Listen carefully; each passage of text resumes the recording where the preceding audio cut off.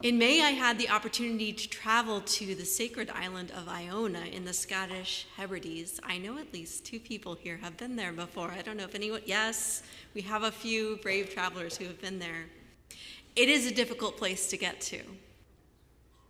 First, I rode in a car to Logan Airport and then on a double-decker plane which flew across many miles and time zones. Then in London, I boarded a second plane to Glasgow. And in Glasgow, I had to ask for directions from someone who spoke the same language as me, but I had a very great deal of difficulty understanding nevertheless. Eventually, I found the bus that I wanted, and then the train station that the bus was supposed to take me to, and then a train took me north and west across beautiful countryside with sheep and windmills and water. Then I had to get off the train sooner than I had intended to because there was an accident on a bridge ahead. So I had to catch a taxi to get to the port town where I took a ferry and then another bus across an island to a second ferry to arrive finally on the shores of Iona. I do actually recommend going there. But when I arrived, I was dirty, I was hungry, I was somewhat delirious, and I was immediately taken in. One person relieved me of the weight of my suitcase. Another person showed me immediately inside to the refectory. I was sat down on a wooden bench next to a friendly stranger ready to ask me about my journey and offered freshly baked chocolate chip cookies.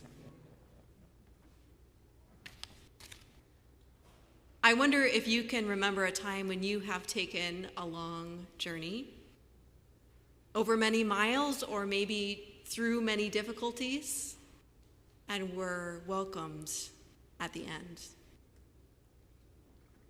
Folks who are really good at welcoming, they seem to think of everything. They make things clean, and then they make things beautiful, and then they make things comfortable and delicious. They anticipate the needs and desires of those who will be coming with rigorous preparation. And then after all of that preparation, they still manage to be relaxed and flexible and warm-hearted when their guests arrive, focusing on what is most needed and leaving the rest behind. Maybe you have been wearing yourself out trying to be that kind of a host for someone in this season. Or maybe you are a weary traveler, making your way over great distances or hard experiences, trying to keep up the hope that there is something good waiting for you at the end of the journey. On Christmas, we remember a time when God was a traveler among us. Imagine this: God, the source of creation, the force of love at the heart of the universe, decides to come to earth in the form of a human child. It could have been the greatest celebrity event of all time.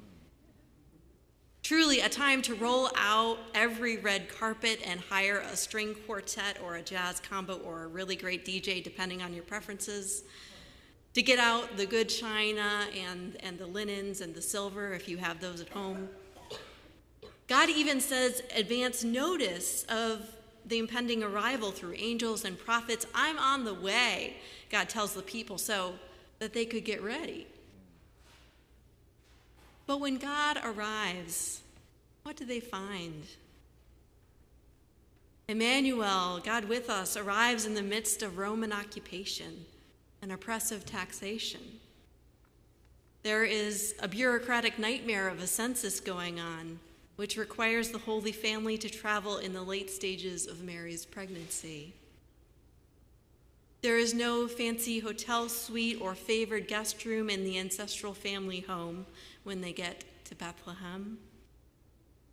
God is welcomed in whatever space that can be found among animals wrapped in strips of cloth and laid in a manger. And the first human heralds of this miraculous birth are shepherds who might sound picturesque, but they are the underpaid outdoor laborers of that era. It would not be any better if God arrived today. The little town of Bethlehem is under siege, in rubble and devastating grief, caught up in a terrible conflict that seems to have no end.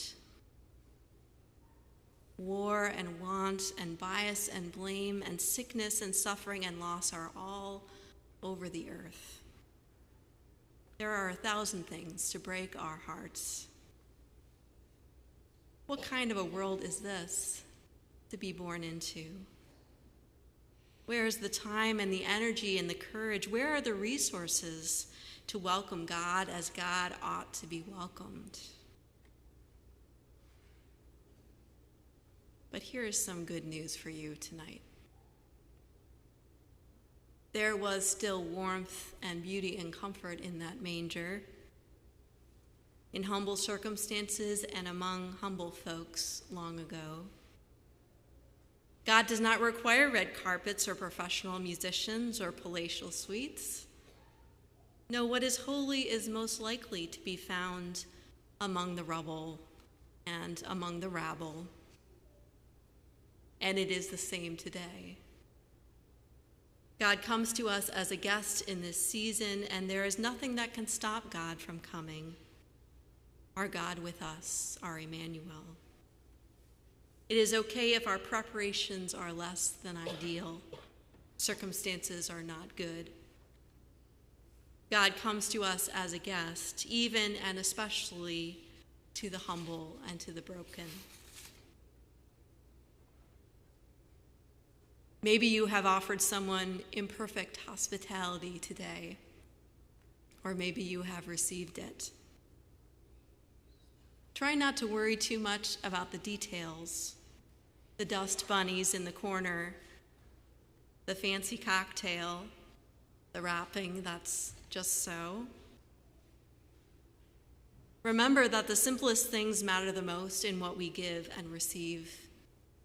A warm place to rest, a listening ear, a receptive heart, sustenance for the body and the soul. And chocolate chip cookies never hurt if you have some on hand. All of us are travelers here on earth for only a short time. And the one who comes to us in this season as a guest is also our host, our source and our ending and our comfort along the way.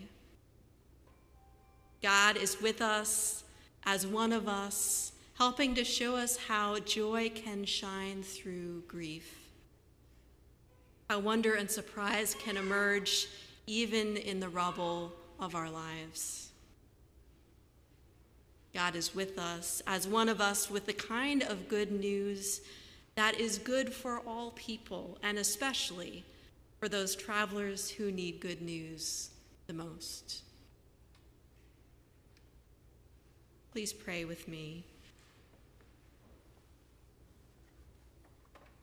Holy God, guest and host, may our sorrows become lighter for being shared with one another. May our joys become greater for being shared.